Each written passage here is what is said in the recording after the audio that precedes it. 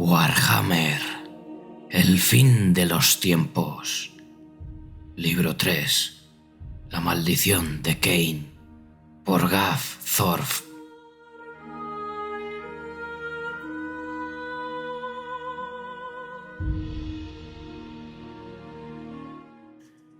Capítulo 26. El camino más largo. Durante los últimos 6 milenios, Malekith había pasado el tiempo equivalente a la vida de varias criaturas inferiores, soñando con su momento de gloria. En su juventud, esas fantasías estaban repletas de multitudes que lo adoraban y lo colmaban de adulaciones. Después de la secesión, sus ilusiones se habían vuelto más lúgubres y se imaginaba que el desfile de su coronación se desarrollaba por un camino hecho de calaveras de enemigos, flanqueado por estandartes confeccionados con sus pieles. En tiempos más recientes, se había conformado con tener a todos los príncipes de Ulthuan, varios centenares, postrados ante él, suplicándole clemencia y dando gracias porque su legítimo rey al fin había recibido el reconocimiento merecido. Por lo tanto, fue un poco decepcionante que su llegada a Caledor fuera más parecida a la de un ladrón que la de un rey victorioso. Lo más sorprendente de todo era que esa llegada clandestina se realizara a petición suya. Habían escapado de la isla de la llama subrepticiamente y el rey Fénix consideraba que lo más sensato era mantener en secreto no solo su supervivencia, sino también su nueva condición de encarnación de Asuryan. Ya habría tiempo para revelar su nueva posición, que caería como un jarro de agua fría en sus enemigos. Por ahora, ese momento tendría que esperar, ya que quería que Imrik y Teclis le allanaran el camino para ese anuncio y estimaran las posibles reacciones del resto de los príncipes. De manera que el rey Fénix entró en Torcaleda al amparo de la oscuridad, envuelto en una gruesa capa y recibido por un puñado de siervos cuidadosamente elegidos por Imrik. La ciudad de los príncipes dragones se levantaba en los picos del sur de los Anui. Al norte, al sur y al este, las montañas y los riscos impedían la entrada en la ciudad si no era por el aire. Al este, un solitario paso elevado sostenido por una multitud de torres conducía a la barcana de una imponente puerta fortificada. La ciudad era poco más que una ciudadela de gran altura, rodeada por los gruesos muros de una muralla. Era la capital más pequeña de los elfos, una burda imitación de la antigua sede del poder de Tor-Kaled. Las ruinas del lugar del nacimiento de Caledor Domadragones podían visitarse. Se hallaban a varias jornadas de viaje hacia el norte, petrificadas para siempre por el volcán que había entrado en erupción durante la secesión y sepultado la ciudad y a sus habitantes con un torrente de fuego y cenizas. Caledor nunca había sido un reino populoso y había faltado voluntad para reconstruir un asentamiento de un tamaño considerable. El puesto avanzado de Tor-Sarad había recrecido de una manera natural para asumir su nueva condición de capital y había sido bautizado con el nombre de Caleda en honor a la ciudad destruida. Ahora se había quedado pequeña para acoger a la hueste de elfos que buscaban refugio en ella. El camino elevado que llevaba a la puerta estaba abarrotado desde el amanecer hasta el anochecer por elfos que suplicaban a los centinelas que les dejaran entrar. Príncipes y granjeros por igual, emigrados al sur huyendo de las luchas de Lirion, emprendieron el camino de vuelta por orden del recién llegado rey Fénix. Si bien el encargado de anunciarla había sido Imrik, existía un gran riesgo de que hubiera agentes de Tirion infiltrados en los refugiados. Se ofrecieron todos los alimentos y la protección que se pudo, pero apenas paliaban las necesidades. Los señores de la ciudad agradecieron que estuvieran en verano, pues cuando llegara la estación fría, si no se encontraba un refugio para los exiliados de Tiranoc y Elirion, el camino se convertiría en un cementerio cubierto de nieve. Malekith convocó el primer consejo real 2 días después de su llegada a la ciudad desde las Islas de la Llama.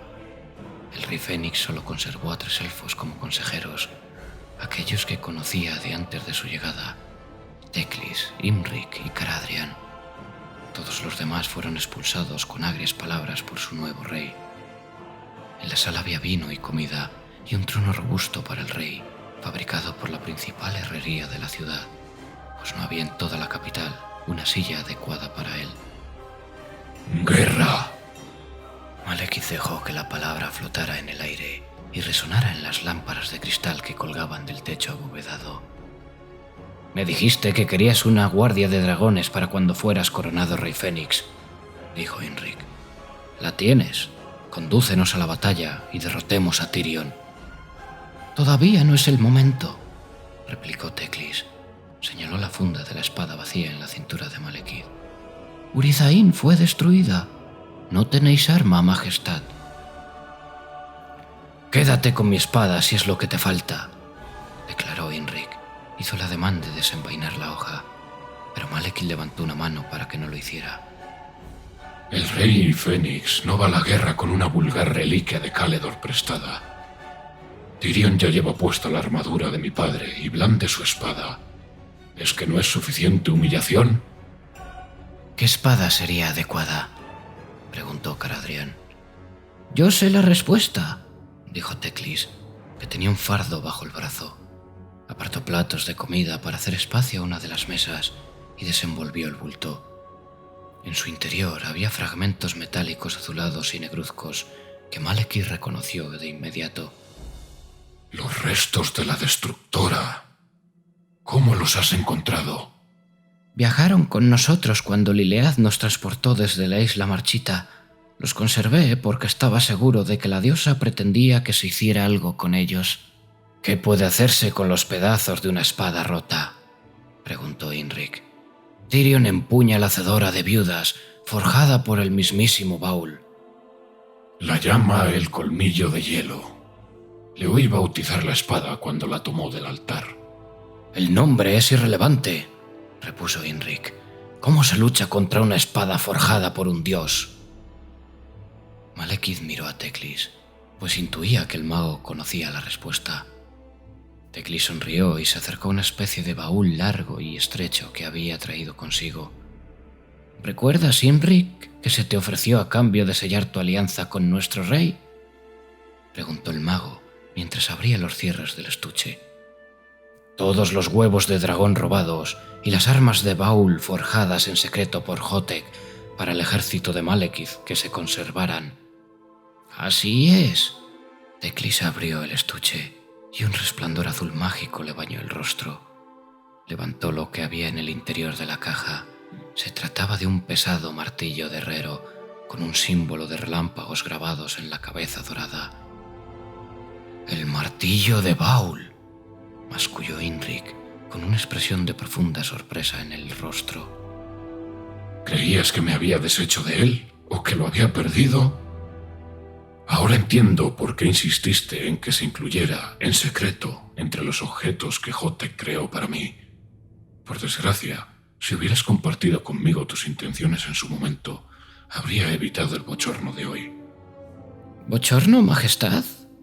Teclis miró con el ceño fruncido a Malekith cuando éste se puso en pie y le arrancó el martillo de Baul de las manos. El rey Fénix deambuló por la cámara, cortando el aire con la herramienta divina del dios herrero, que iba dejando una tenue estela dorada. «Majestad, no es un juguete». «No sirve para nada», bramó Malekith, que giró sobre los talones para mirar a la cara de los otros dos y apuntó con el martillo a Teclis. «Hotek no está, y no queda nadie capaz de utilizarlo, idiota. ¿No se te ha ocurrido pensar que si hubiera podido fabricar armaduras y armas con el martillo de Baul en los últimos 4500 años, no habría llevado mis tropas a la batalla con lanzas de hierro y cotas de malla? ¿Habría enviado una legión de 10.000 soldados con hojas capaces de atravesar hasta la armadura más resistente?» Malekith dejó caer el martillo, que resquebrajó el oscuro suelo de piedra a sus pies. «Contamos con sacerdotes de Baul», sugirió Imrik. «Yo también los tenía, acólitos del propio Hotek». «¿Y no pueden manejar el poder del martillo?», preguntó Imrik, recogiendo la herramienta del suelo con una expresión de decepción. ¿No lograron forjar nada? Por así decirlo, todos quedaron sordos y lisiados después de propinar el primer golpe. Unos pocos, tras convencerlos convenientemente, probaron a dar el segundo, pero todos murieron. Fue horripilante. El mundo gira y Moray Heg revela sus intenciones, musitó Heinrich, negando con la cabeza. Habla claro. ¿Qué quieres decir? El príncipe dragón miró a Teclis con cara de incredulidad y miedo. Tal vez sea cierto que Liliath guía nuestros actos de una manera u otra. No te lo puedo explicar con palabras. He de mostrártelo. ¿Mostrarme el qué? Tenemos que ir al templo de Baul, dijo Heinrich. Hay algo allí que tienes que ver. Una agradable tarde de verano recibió a 4 poderosos invitados en el yunque de Baul, el mayor templo consagrado al tullido dios herrero de los elfos. Malekith llegaba volando en Serafon, que, como los demás, se había salvado con la transportación de Liliath. Lo acompañaban Heinrich a lomos de Minauthir, Caradhrian, sentado a horcajadas sobre el fénix Astari, y Teclis, cuyo corcel de magia sombría lo trasladaba a toda velocidad por los caminos de montaña. Ya anochecía cuando Malekith divisó el resplandor de un fuego en la distancia. Situado en un extremo del Espinazo del Diablo, separado por un amplio valle del resto de las montañas, un pico solitario, envuelto en nubes y gases, proyectaba su sombra sobre la orilla del mar. Los dragones se enfilaron hacia el vertiente norte, donde se habían excavado escalones en la roca negra que ascendían sinuosamente por la pronunciada pendiente hasta la entrada de una cueva, que estaba flanqueada por 2 gigantescas columnas coronadas por sendas estatuas de Baul, con las piernas flexionadas. En la columna de la izquierda, el dios trabajaba sobre un yunque y empuñaba un martillo de relámpagos. En la de la derecha, estaba encadenado y sollozaba sobre la espada de Cain que había forjado. Los dragones aterrizaron ante esas columnas. Su llegada no pasó desapercibida, y acólitos vestidos con pesados delantales y gruesos guantes aparecieron desde la entrada del templo para ayudar a los jinetes a desmontar. En cuanto vieron a Malekith, retrocedieron horrorizados, y más de uno dio media vuelta para huir. «¡Quietos!», gritó Heinrich. «Contemplad a vuestro nuevo rey Fénix». El anuncio del príncipe dragón fue recibido con cierta consternación, pero los sacerdotes de Baul conocían bien a Heinrich, y la presencia de Caradhrian y de Teclis, ambos célebres por su lealtad a Ulthuan, mitigó ligeramente su miedo. «Es extraño que, de todos los días, hayáis elegido el de hoy para visitarnos, príncipes y rey», dijo uno de los sacerdotes. Era mayor que el resto y tenía los ojos ciegos tapados con una cinta de hierro, aunque se movía sin ayuda. ¿Y cómo es eso?, preguntó Malekith mientras subían los escalones hacia la entrada del templo. El sacerdote vaciló antes de responder, y cuando lo hizo dirigió sus palabras a Heinrich. Malekith decidió no tener en cuenta el insulto por el momento, pues la ansiedad por oír lo que el sacerdote tenía que decir era superior a las ganas de castigar sus irrespetuosos modales. El prisionero comenzó a gritar esta mañana. No paraba de decir, al que quisiera escucharlo, que Baul le ha perdonado. «¿Prisionero?», dijo Teclis, y Malekith miró al mago, inquieto por su sorpresa.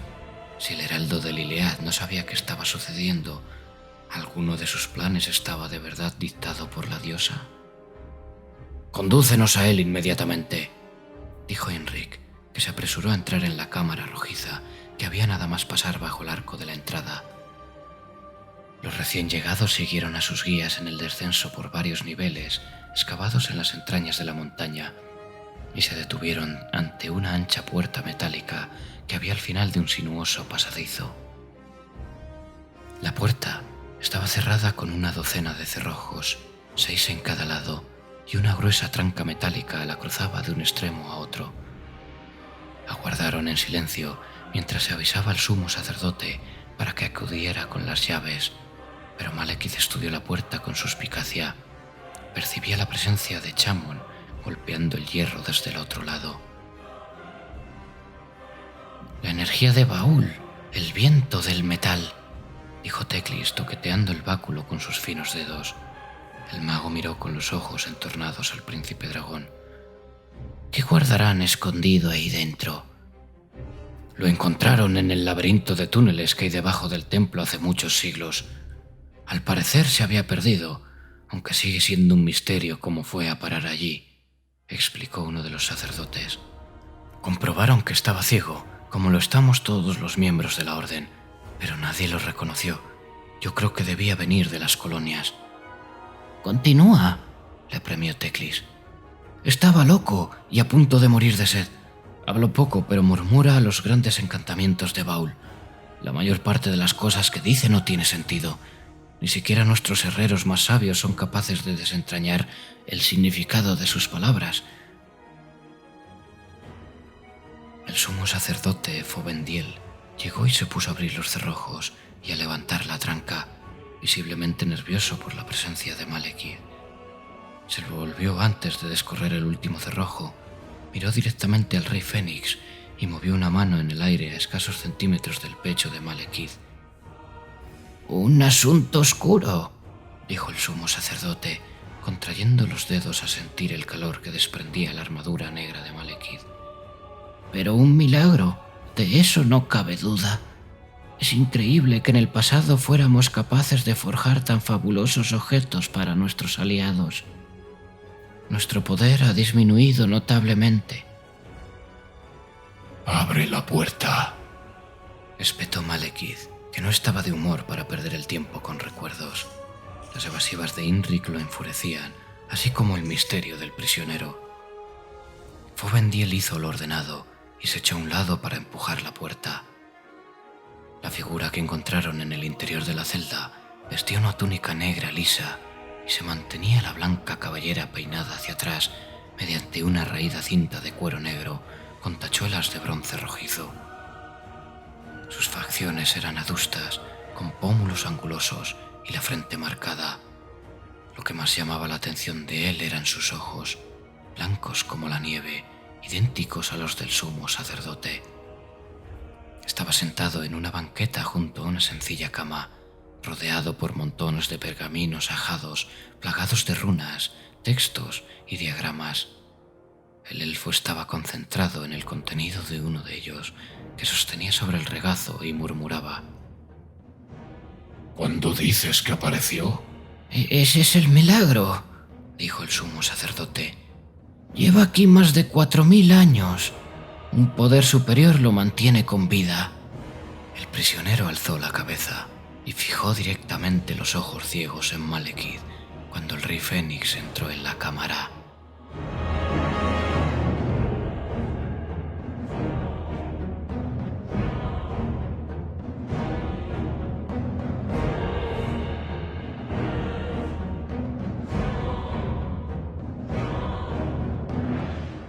La sensación de ardor nunca desaparecía. Todavía atormentaba la mente de Malekith, mucho después de que su cuerpo pereciera dolorosamente en las llamas. ¿Se habría sentido así su padre? ¿Sería ese deseo de escapar del influjo de la bendición de Surian lo que lo había empujado a empuñar la espada de Cain? Esa idea aplacó al príncipe de Nagarite. Su padre lo había soportado y también él lo haría. ¿Qué era ese martirio sino otra oportunidad de demostrar su superioridad? Cuando se presentara de nuevo ante los príncipes para reclamar su derecho a ser coronado rey Fénix, ninguno de ellos se atrevería a alzar su voz en contra. Quedaría clara su fortaleza de carácter. ¿Quién de ellos podría negar que había superado la prueba de Surian? Sonrió al pensar en ello, y la carne agrietada de lo que quedaba de su rostro se arrugó. La envidia alimentaba su resistencia. El usurpador, Belshazzar, había preparado a Inric como un semental campeón, cuando en realidad no era más que una mula lenta y pesada. Los demás príncipes no habían visto la realidad, cegados por los arrullos de Belshazzar. Cuando se presentara la prueba de que Asurian había aceptado a Malekith, se darían cuenta de la red de mentiras tejida por los caledorianos y sus partidarios. Tal vez incluso Inric se arrodillara ante él, igual que había hecho él con tanta elegancia ante los pies de Belsanar. La cortina que rodeaba el lecho se agitó y Morazi se inclinó sobre él. Malekith intentó incorporarse para besarla en la mejilla, pero su cuerpo no le respondió.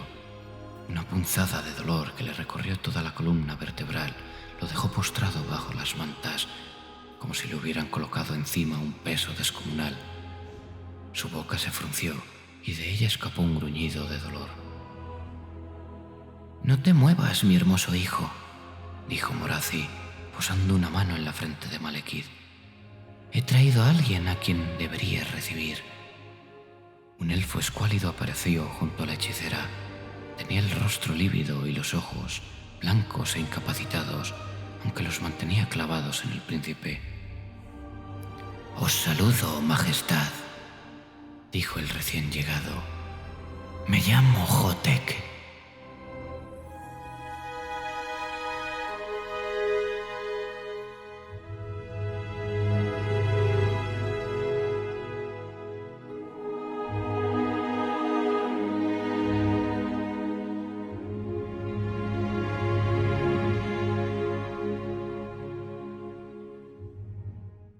«Hotek», dijo Malekith en un susurro, consciente de que era imposible que el antiguo sumo sacerdote de Baul pudiera estar en ese momento en la misma cámara que él.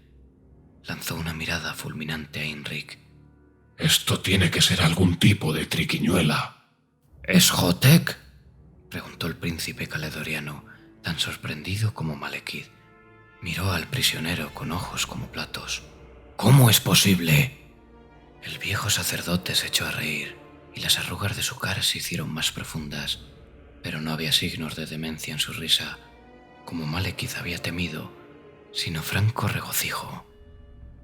Hotek dejó a un lado su estudio y se puso de pie para recorrer uno a uno a los visitantes con su mirada invidente. Gruñó con desdén cuando fue el turno de Fovendiel y saludó con una reverencia a Inric. Luego se detuvo en Teclis. «Otra divinidad», dijo el sacerdote, esbozando una sonrisa con los labios agrietados. «Huelo la luz de la luna y el misterio. Lilead te ha tocado, amigo mío».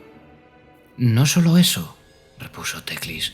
Tendió una mano para posarla en el hombro de Hotek, pero la retiró bruscamente cuando saltaron chispas de la yema de sus dedos. «Baul te ha colmado con el viento de Chamon». «Yo soy su recipiente», dijo Hotek, asintiendo con la cabeza. «He intentado decírselo a estos idiotas, pero no he encontrado las palabras apropiadas hasta ahora. Es como si me hubiesen quitado una mordaza que me tapaba la boca». Miró a Malekith y tendió los dedos hacia la armadura del rey. «¿Puedo?». Malekith vaciló, pero dio su consentimiento. El sacerdote palpó la armadura azabache. Recorrió con los dedos las grietas y las soldaduras, las cicatrices y los remaches, casi acariciando al rey. Hacía tiempo que sus manos se habían acostumbrado al calor de los hornos y de las forjas. Una expresión de satisfacción iluminó el rostro de Hotek cuando terminó. «Se conserva bastante bien», dijo el sacerdote, «pero bien es cierto que he perdido la noción del tiempo. Sé que la última vez que os vi se cumplían 1000 años de la caída de Nagarite. Regresé aquí para recuperar las notas que había abandonado en la huida. De lo que ocurrió después, mis recuerdos son muy confusos». «Han pasado más de 4 milenios desde que te marchaste de Nagaroth». «Entiendo», repuso Hotek, y recibió la noticia con una compostura admirable. «Entiendo que las obras de mi señor llevan su tiempo. Se presentó ante mí, Baul, y me dijo que había echado a perder su legado y que tenía que remediarlo, por mi bien y por el suyo». «¿Es eso cierto?», repuso Teclis. «¿Y cómo ibas a hacerlo?». «Forjando la hoja que pudiera enfrentarse a la hacedora de viudas», contestó Hotek. «Baul me ha concedido su poder y presiento que me habéis traído su martillo, pero aún necesito otra cosa».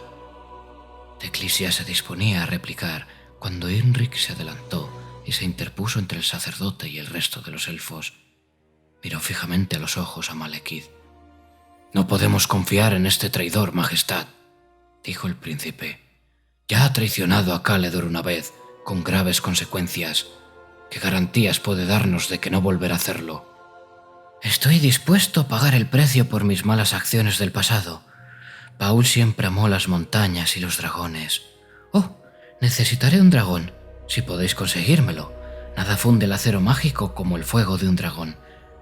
Sea como fuere, me dejaréis tullido y me encadenaréis al yunque, y lo último que haré en esta vida será forjar la hoja que pueda derrotar a la espada de Cain». Pareces muy seguro de ello. En el pasado te pusiste a mi servicio porque se te prometió entregarte los secretos de los enanos cuando mis ejércitos conquistadores los expulsaron de sus fortalezas. ¿Qué quieres de mí ahora? «Eso es historia, Majestad», dijo Hotek, hincando una rodilla en el suelo. «Vos sois Asurián, y yo, Baul, y necesitaréis una espada digna del Rey de Reyes. Todo sucederá como lo he visto». Te veo sorprendentemente tranquilo, sobrino. ¿Tu señora no te reveló que ocurriría esto? «No, pero a ti sí que te habló de este momento, ¿no es cierto?», respondió el archimago. «¿Recuerdas la tercera profecía? Y aparecerá el azote del lisiado, se hallará al hacedor olvidado, se forjará la esperanza en el yunque de la piedad, y se instalará un silencio divino». Malekith detestaba aquella cháchara de dioses y encarnaciones, a pesar de que él mismo había atravesado la llama de Asurián y se había convertido en uno de ellos. La mitología era cíclica y no albergaba deseo alguno de reproducir la guerra de los dioses en el plano de los mortales, mucho menos a las puertas del Ranadandra. Pero quizás ese era precisamente el verdadero objetivo, ser mortal y truncar los viejos ciclos de traiciones y muertes. Les había concedido la oportunidad de convertirse en el centro del que partirían los radios de la rueda del futuro. De acuerdo, se hará como tú digas. Fórjame una espada digna de Asurián. Malekith salió de la celda con paso resuelto, seguido de cerca por Inrik. Teclis se quedó con los sacerdotes de Baul. «¿Entonces marcharás a la guerra cuando esté lista la espada?», inquirió el príncipe. Malekith se preguntó por qué Inrik estaba tan ansioso porque arriesgase la vida en el campo de batalla, pero no era el momento de cuestionarse las motivaciones de su aliado. «¿Cuánto tiempo crees que tardará Hotek en forjar el alma?». Baul necesitó 1 año y 1 día para hacer la espada de Cain. Esperemos que Hotek sea más rápido. «¿Y hasta entonces?». Tú serás la cabeza visible. De la misma manera que tu antepasado dio un paso al frente para desafiarme, tú serás el oponente visible de Tyrion. El dragón de Kotik está hechizado por Morathi y siente una pasión cegadora por Cain. Aún quedarán príncipes que vean la realidad de lo que está pasando. Acabará convirtiéndose en un belicista. No existe otro destino para los elegidos de Cain. Tu deserción en el paso del águila será vista como una extraordinaria demostración de tu capacidad de previsión. Asegúrate de incluir a Teclis en tu relato. El hecho de que el hermano de Tyrion haya renegado de él reforzará tu argumento. «Está bien, pero se necesitará algo más que palabras para detener a Tyrion. ¿Cuándo lucharemos?». Cuando me propuse conquistar esta isla, tenía muy claro que mi ejército sería capaz de aplastar cualquier fuerza que se interpusiera en su camino, salvo los dragones de Caledor. Tu antepasado sabía que sus dragones podían derrotarme, pero también que no podían estar en todas las partes a la vez. Ni él ni yo estábamos dispuestos a que el fracaso o el éxito dependieran de un enfrentamiento personal, de manera que nuestros ejércitos bailaron a lo largo y a lo ancho de los reinos como una pareja de baile mal avenida. Ahora se hará como se hizo entonces. No es una guerra que pueda ganarse en una estación, pero sí que puede perderse en un solo día. No entregues a Tyrion un único enemigo que pueda destruir. Tienes que presentarle toda la oposición que pueda reunir para obligar a sus fuerzas a vigilar las espaldas, a guarnecer todas las ciudades y fortalezas que conquisten. ¿Tienes alguna otra lección de estrategia que os apetezca compartir conmigo?». Mantente lejos de Nagarait, añadió Malekith, pasando por alto el sarcasmo del príncipe, como pasaba por alto su rechazo a emplear la fórmula de tratamiento que exigía al hablar con un rey. La deferencia llegaría con el tiempo. De momento, lo único que necesitaba el rey Fénix era obediencia. Malekith se detuvo y alzó una mano para parar a Imrik. Miró fijamente a los ojos al príncipe. Pase lo que pase, no te enfrentes directamente con Tyrion. Si te encuentras con él en la batalla, morirás y todas nuestras posibilidades de victoria desaparecerán contigo. ¿Esperas que lo evite si me hallo en el mismo campo de batalla que él? Espero que huyas, Imrik. Tu orgullo ya no tiene ningún valor. No me sirves de nada muerto, y tampoco tus dragones. El blande la matadioses, y tú ni siquiera eres un dios. ¿Y si lleva la guerra hasta Caledor? No tendremos ningún sitio a donde huir. Más te vale asegurarte de que no llegue a Caledor, ¿no te parece? Sugiero que empieces conquistando Lothern.